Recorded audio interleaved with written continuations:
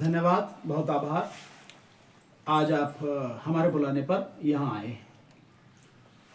मेरे साथ में मेरे साथी आदरणीय श्री डीसी कपिल साहब, इंजीनियर डीसी कपिल साहब, जो राष्ट्रीय जनहित संघर्ष पार्टी के राष्ट्रीय कार्यकारिणी अध्यक्ष हैं, कार्यकारी अध्यक्ष हैं और भागीदारी आंदोलन के आप संयोजक हैं, राष्ट्रीय भागीदारी आंदोलन। मेरे साथ में आदरणीय हिजम राजेंद्र सिंघा साहब हैं, जो राष्ट्रीय जनहित संघर्ष पार्टी के राष्ट्रीय महासचिव हैं। आप साइंटिस्ट रहे हैं डीआरडीओ में और मेरे विषय में आप जानते हैं, भानु प्रताप सिंह, राष्ट्रीय जनहित संघर्ष पार्टी का मैं राष्ट्रीय अध्यक्ष। साथियों, आज जो ये प्रेस कॉन्फ्रेंस हमने बुलाई, जो कल चुनाव के परिणाम आए महाराष्ट्र और झारखंड, उसके बाद ये प्रेस कॉन्फ्रेंस है और उसी समय मैंने आपको संदेश भेजा और अब आप हमारे सामने।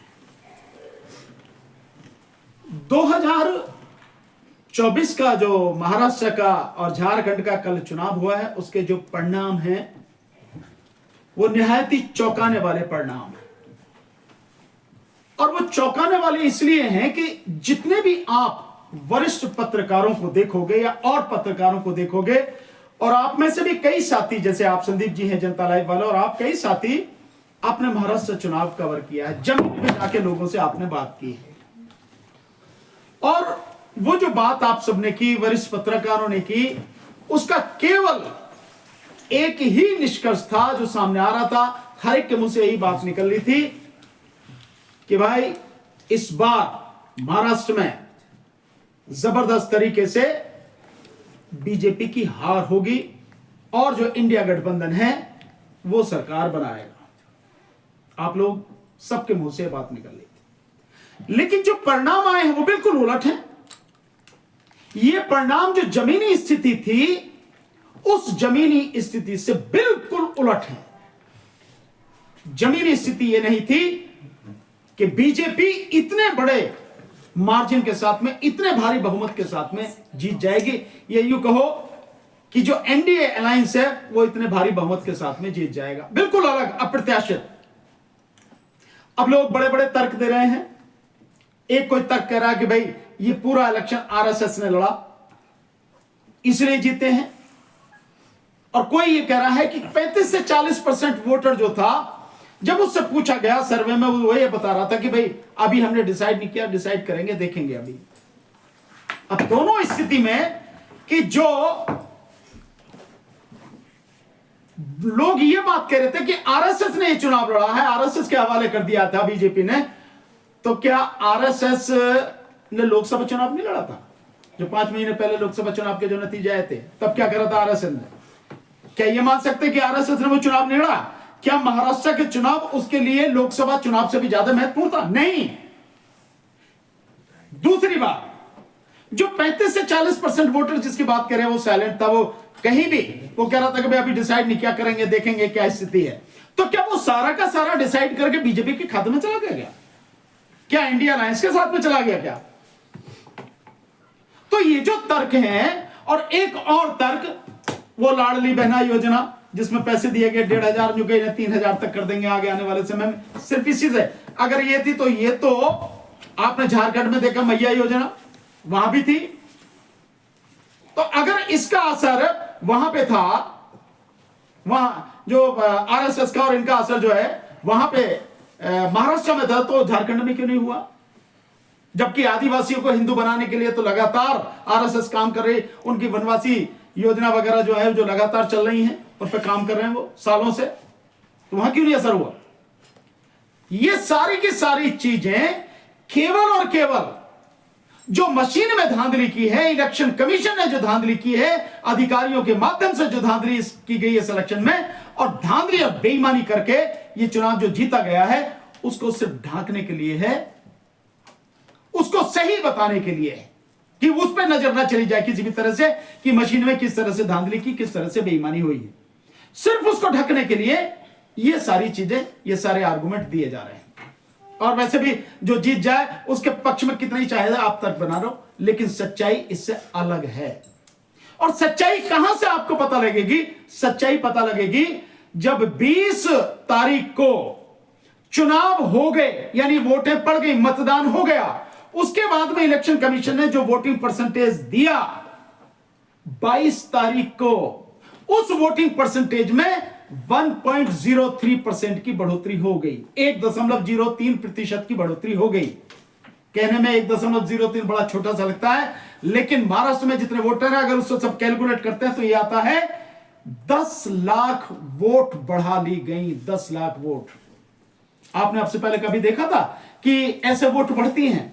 2 दिन बाद कुछ, 4 दिन बाद कुछ, जब चुनाव के परिणाम निकल के आ रहे तब कुछ, ऐसे बढ़ती हैं वोटें। मतलब ये भी कोई ऐसा होगा कि पौधा लगा दो, उसमें पानी देते रहो और उसके बाद में पौधा बड़ा होता रहेगा, धीरे धीरे बढ़ता रहेगा, 2 दिन में, 4 दिन में, 10 दिन में और बड़ा हो जाएगा? क्या ऐसा होता? नहीं। ये इलेक्शन कमीशन द्वारा की गई बड़ी जबरदस्त धांधली है। तो ये जो धांधली चल रही है लगातार, और इस देश का इलेक्शन कमीशन जिस तरह से देश के संविधान को कुचलने पर, लोकतंत्र को खत्म करने पर लगा है और देश के जनमत के साथ में गद्दारी कर रहा है, इस सब की वजह से ये परिणाम आपको देखने को मिले। आपने हरियाणा में देखा, हरियाणा में जिस तरह से चुनाव हुए, किस तरह से 13-14 लाख वोटें बढ़ाई गई, आप सबने देखा। किस तरह से 6.5% वोट जो है बढ़ाई गई, जो कुल आता है 14 लाख। और 14 लाख का मतलब था कि तकरीबन हर सीट पर 15,277 वोटें बढ़ाई गई। और 50 सीटें जो हरियाणा में जो चुनाव हुआ उसमें 50 सीटें ऐसी जो 15,000 से कम पे हार जीत हुई है। और यहां जो हर सीट का हिसाब जब लगाते हैं, कैलकुलेट करते हैं, तो तकरीबन 3300-3400 वोट हर सीट के हिसाब से बढ़ाई गई, जो नतीजे आपके सामने दिख रहे हैं। तो ये बेईमानी इलेक्शन कमीशन की लगातार चल रही है। अफसोस इस बात का है कि जैसे कल संजय राउत को देखा, संजय राउत बहुत गुस्से में बोल रहे थे, कह रहे बड़ी जबरदस्त धांधली हुई है, बेईमानी हुई है, और ये तो ईवीएम या मशीन का खेला है सारा का सारा। मेरा सवाल संजय राउत जी से है, तो ये तुम्हें आज पता लगी है मशीन से गड़बड़ी है? ये पता तुम्हें पहले नहीं थी? हम लोग इतने समय से चिल्ला रहे, 2019 से तो हम लगातार आंदोलन कर रहे हैं, और 2000 ये जो अभी हुआ 24 का लोकसभा चुनाव, उससे पहले कितने जबरदस्त तरीके से हमने आंदोलन किया, क्यों नहीं साथ आए हमारे? तब तुम्हें पता नहीं थी। कांग्रेस भी कह रही है कि मशीन में धांधली हुई, तो तुम जब भी चुप बैठे थे, तुम्हें पता नहीं था? हरियाणा के चुनाव के बाद भी तुम चुप बैठे, तब नहीं पता था तुम्हें कि किस तरह से धांधली हो रही है? तो ये जो सारी चीजें चल रही हैं, ये सारी चीजें बहुत खतरनाक हैं। इस खेल को, इस मशीन के द्वारा की जा रही गड़बड़ी को, और इस चुनाव आयोग को इस तरह की जो ये बेईमानी और गड़बड़ी लगातार कर रहा है बीजेपी के लिए, इसको रोकना बहुत जरूरी है। नहीं तो देश का संविधान, देश का लोकतंत्र और खुद देश तबाह हो जाएगा। मुझे इसे कहने में कोई झिझक नहीं। उसी के लिए अब हम लोग एक नई रणनीति के साथ में, एक नए कार्यक्रम के साथ में आंदोलन करेंगे कि इस देश में चुनाव जो भी हो, वो चुनाव बैलेट पेपर से हो। बैलेट पेपर के अलावा किसी तरह से कोई चुनाव नहीं, किसी मशीन का कोई इस्तेमाल नहीं, किसी मशीन से कोई चुनाव इस देश में नहीं होगा। ईवीएम से कोई चुनाव इस देश में नहीं हो, बैलेट पेपर से चुनाव हो। हमने लगातार पहले भी आंदोलन इस तरह से किया था, और हम लोगों ने अब मीटिंग करके बाकायदा एक प्लानिंग हम लोग बना रहे हैं, और जो चुनाव, जो हमारी लड़ाई होगी वो इस मशीन के खिलाफ, और देश में बैलेट पेपर से चुनाव हो, इसके लिए जो लड़ाई होगी, अब एक निर्णायक लड़ाई हम लोग शुरू करने जा रहे हैं। और उस लड़ाई की घोषणा प्रॉपर तरीके से, उसका पूरा कार्यक्रम, कब कब क्या क्या होगा, किस किस तरह से होगा, वो कार्यक्रम दिल्ली में ताल कटोरा स्टेडियम में 10 तारीख को, 10 दिसंबर को हम एक बड़ी मीटिंग एक बुला रहे हैं, और उस मीटिंग में बाकायदा ऐलान होंगे कि अब ये लड़ाई आगे कैसे लड़ी जाएगी, दिल्ली में कैसे चलेगी, दिल्ली के बाहर पूरे देश में इस लड़ाई को कैसे चलाया जाएगा, इस मशीन को कैसे खत्म किया जाए, और बैलेट पेपर से चुनाव हो ये कैसे पक्का किया जाए, और इस बेईमान इलेक्शन कमीशन को किस तरह से बेईमानी करने से रोका जाए, देश के संविधान को तबाह करने से रोका जाए। ये एक बड़ी लड़ाई अब होगी। इसे आप आजादी की लड़ाई, मैं बहुत पहले से भी कह के चला कि लड़ाई जो है मशीन की लड़ाई, ये आजादी की दूसरी लड़ाई है। उस लड़ाई के तरह से हम लोग इस लड़ाई को लेकर चलेंगे। और इस 10 तारीख को जो हमारा आंदोलन होगा, मेरा सभी साथियों से, जो भी मुझे देख रहे हैं, जहां तक भी मेरी बात पहुंच रही है, जो लोग भी हमें पसंद करते हैं, जो लोग भी हमें मानते हैं, जो लोग भी हमें चाहते हैं, और जो लोग ये चाहते हैं कि मशीन से बंद होकर बैलेट पेपर से चुनाव हो इस देश में, उन सब से मेरा आग्रह है 10 तारीख को 11 बजे, 10 दिसंबर को 11 बजे ताल कटोरा स्टेडियम पहुंचे। और केवल आना ही नहीं है, यह तय करके आना है कि अब इस लड़ाई में, आर पार की लड़ाई में हम अपना योगदान देंगे, साथ में तन मन धन से अपना योगदान देंगे साथियों। वो लड़ाई हम 10 तारीख से शुरू करने जा रहे हैं। और 10 तारीख से केवल वही लड़ाई नहीं, ईवीएम की लड़ाई के साथ साथ में यहां इस देश में जिस तरह से ठेका प्रथा के माध्यम से लोगों के रोजगार खत्म किया जा रहा है, लोगों का खून चूसा जा रहा है, यह ठेका प्रथा बंद हो, यह भी उसमें एक मुद्दा रहेगा। इसके अलावा और जो उसमें खास मुद्दे हैं वो भी रहेंगे। और साथ में इसमें एक मुद्दा रहेगा कि पिछले मई 2023 से ईवीएम, वो जो मणिपुर है, लगातार जल रहा है। और अभी रिसेंटली बड़ी बहुत हिंसा हुई है, कई लोगों की हत्या हुई है। 3 महिलाएं, 3 बच्चे जो थे उनको अगवा कर लिया गया, उनको मार दिया गया। उससे पहले और 10 लोग मारे गए और कई लोगों की हत्या इस समय हुई है। नए तरीके से जो है वहां पर यह सारा सिस्टम दोबारा से, मतलब हत्याओं का सिलसिला चल रहा है। तो मणिपुर की समस्या को लेकर भी उस आंदोलन में, उस लड़ाई में 10 तारीख के वहां के ताल कटोरा के उस कार्यक्रम में उसकी भी प्रॉपर तरीके से घोषणा की जाएगी कि यह लड़ाई भी हम लोग किस तरह से लड़ेंगे। यह निजीकरण जो चल रहा है, और निजीकरण के चलते जिस तरह से लोगों का रोजगार छीना जा रहा है, और साथ में जैसे स्कूल बंद किए जा रहे हैं। अभी आप देखेंगे कि पहले लगभग 1 लाख स्कूल बंद किए जा चुके हैं, प्राइमरी स्कूल, और उत्तर प्रदेश में 28,000 स्कूल बंद किए जा रहे हैं, जिनमें 50 बच्चों से कम जहां पर हैं वो स्कूल बंद किए जाएंगे। कैसे दुर्भाग्य की बात है। एक तरफ हम कहते हैं ये देश जो है कौन है, इस देश को हम विश्व गुरु बनाना चाहते हैं, स्कूल बंद करके बनाओगे विश्व गुरु?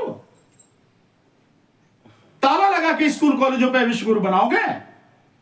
जापान की एक कहावत है कि वहां एक ट्रेन चलती थी और अधिकारियों ने देखा कि यार इस ट्रेन में कोई आता जाता है कि नहीं है, तो पता लगाओ भाई, नहीं तो इसको बंद करें। तो पता लगाया कि उस ट्रेन में एक बच्ची, सिर्फ एक बच्ची पढ़ने जाती थी। जापान की गवर्नमेंट ने कहा कि जब तक इस बच्ची की पढ़ाई पूरी नहीं होगी तब तक ये ट्रेन बंद नहीं की जाएगी, लगातार चलेगी। और उसी बच्ची के लिए वो ट्रेन तब तक चली। और ये विश्व गुरु बनने अपने आप को कहने वाले ये स्कूलों को बंद कर रहे हैं, कॉलेजों को। इसका सीधा सा मतलब है कि जो गरीब हैं, शोषित पीड़ित दबे कुचले लोग हैं, उनके हाथ से शिक्षा छीन लो और रोजगार छीन लो और फिर उनको गुलाम बनाकर आप काम करो।